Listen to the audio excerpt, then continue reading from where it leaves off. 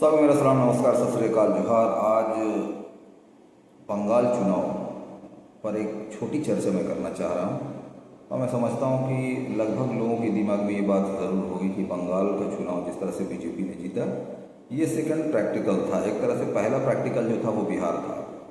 बिहार चुनाव से पहले भी SIR हुआ और जो एक तरह से देखा जाए तो बीजेपी के अगेंस्ट में जो थे इंडिया गठबंधन, उनके जो वोटर्स थे उनका सबसे पहले वोटर लिस्ट से नाम काटना। उसी तरह बंगाल में भी 27 लाख लोगों के नाम काटे जाने की खबर आई। उसके बाद चुनाव हुए और फिर बीजेपी अभी सामने आ गई। जिस तरह से चुनाव से पहले अर्धसैनिक बल, सुरक्षा बल को तैनात किया गया था बंगाल में, ऐसा लग रहा था जैसे कि बंगाल में युद्ध छिड़ने वाला है।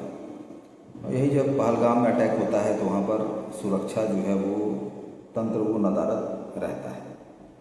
सवाल तो सभी के जहन में है, EVM अभी भी उसी तरह से काम कर रहे हैं। चुनाव की काउंटिंग से पहले अभी भी पैड बाहर मिलते हैं और चुनाव का काउंटिंग पूरा नहीं होता है और बीजेपी के लोग तृणमूल कांग्रेस के ऑफिस में तोड़फोड़ मचाते हैं। अजीब विडम्बना है। वहीं केरलम और आसाम की बात अगर हम करें, तमिलनाडु की बात करें, तो आसाम का भी जस्ट वही नैरेटिव है। वहाँ हिमंता बिस्वा शर्मा है, उनकी भी जो राजनीति हिंदू मुस्लिम पे, नफरत फैलाओ, वोट की राजनीति करो। बंगाल में अब बीजेपी आ चुकी है। जहाँ जहाँ बीजेपी शासित प्रदेश है वहाँ के हाल क्या हैं, हालात क्या हैं, ये सभी को अच्छी तरह मालूम है। तो जिस तरह से लोकतंत्र जो है वो अब बनता हुआ नज़र आ रहा है, उसको देखने के बाद लगता है कि अब लोकतंत्र नामी कोई चीज़ है नहीं।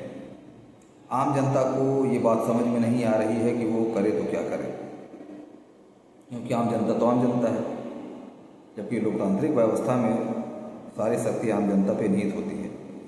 अब तो आम जनता को ये लग रहा है कि उसके पास जो वोटिंग राइट है वो देने से भी जो उसके डिसीज़न हैं, जनता के डिसीज़न, उस पर अमल नहीं हो रहा, बल्कि अब डिसीज़न जो है कहीं और से सेट किया जा रहा है। तो आम जनता का वोट देना ना देना दोनों लगभग बराबर सी बात हो गई है। लेकिन यहाँ पर सबसे चिंता का विषय ये है कि आखिर देश जा कहाँ रहा है और आने वाले समय में क्या होगा। माइनॉरिटी की जहाँ तक बात है तो सबसे ज़्यादा नुकसान मुस्लिम कम्युनिटी को हो रहा है। नफ़रत के जो माहौल बनाए गए हैं, जिसमें 100 साल से लगातार मेहनत जारी है और हर दिन कहीं ना कहीं किसी न किसी एक मुस्लिम को जान से मार दिया जाता है। ना तो संसद में कभी चर्चा होती है। पहले विपक्ष भी जो है वो सपोर्ट में बातें किया करते थे, लेकिन अब विपक्ष में भी उनकी बातें नहीं होती। एक अजीब जो है वो हालात पेश हो चुके हैं और आम जनता जो है, खासकर जो धर्मनिरपेक्ष मानसिकता के लोग हैं, उनको ये सोचना पड़ेगा कि देश कहाँ जा रहा है।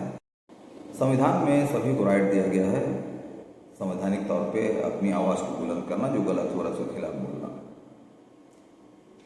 अगर जनादेश किसी पार्टी को मिलती है तो उसका स्वागत करना ज़रूरी है, क्योंकि जनता जो है वो शक्ति का मुख्य केंद्र है लोकतंत्र में। लेकिन जनादेश अगर किसी सेटिंग से, चालबाजी से और धोखा देकर लिया जा रहा है तो मैं समझता हूँ कि ये गलत है और इसे जुल्म कहा जाता है। तो जुल्म है। अगर जुल्म के खिलाफ आवाज़ नहीं हम उठाते हैं संवैधानिक तौर पर, तो इसका मतलब ये है कि हम भी जुल्म में शामिल हैं। अब आगे आगे देखना है कि जो विपक्षी पार्टियां हैं उनकी क्या रणनीति रहती है, आम जनता की क्या रणनीति रहती है। फिर दूसरे टॉपिक के साथ मैं फिर हाजिर रहूँगा। तब तक के लिए अलविदा। जय हिंद, जय भारत।